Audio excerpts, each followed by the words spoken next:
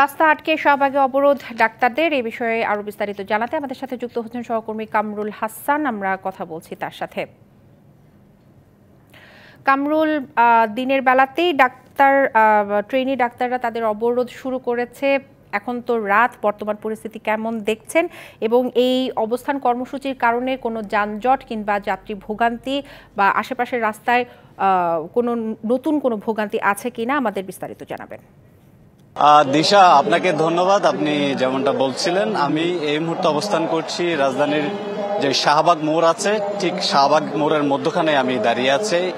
আমার পেছনে যে ট্রেনি চিকিৎসকরা রয়েছেন তারা আন্দোলন চালিয়ে যাচ্ছেন। আপনি নিশ্চয়ই অবগত আছেন যে আজ সকাল থেকেই কিন্তু তাদের এই আন্দোলনটি চলমান এবং এখন পর্যন্ত আমার কাছে যতটুকু তথ্য আছে আমি তাদের সঙ্গে কথা বলেছি। তারা যেমনটা জানিয়েছেন যে তাদের দাবি আদায় না হওয়া পর্যন্ত কিন্তু তারা এই রাজপথ ছেড়ে যাবেন না। আপনাকে একটু জানাই, আপনি জানেন যে জুলাই আগস্ট বিপ্লবের অন্যতম সূতিকাগার কিন্তু বলা যায় এই শাহবাগ মোড়।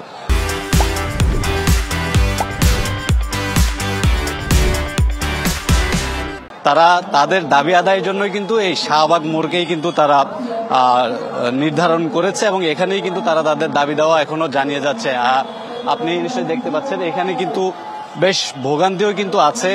সেই দুপুর থেকে গাড়িগুলো এখানে অনেক যানবাহন আটকা পড়ে আছে, যেহেতু এখানে সব দিক থেকেই কিন্তু রাস্তা বন্ধ থাকায় কিন্তু এখানে একটা ভোগান্তি আমরা দেখতে পাচ্ছি। তো এই পর্যায়ে একটু আপনাকে জানিয়ে দিতে চাই তাদের যে দাবি, তারা দাবি জানিয়েছে যে তাদের বেতন ৩৫,০০০ টাকা নির্ধারণ করতে হবে এবং জুলাই মাসে সেটি ৪০,০০০ অথবা নবম গ্রেড যে রয়েছে, বেতন কাঠামো রয়েছে, নবম গ্রেডে তাদেরকে অন্তর্ভুক্ত করা প্রয়োজন। অন্তর্ভুক্ত না করলে তারা তাদের দাবি না মানা পর্যন্ত কিন্তু তারা এখানে তাদের কর্মসূচি চালিয়ে যাবে। তো এই ছিল আমার কাছে এখান থেকে সব শেষ। দিশা, বিস্তারিত জানানোর জন্য কামরুল আপনাকে অসংখ্য ধন্যবাদ।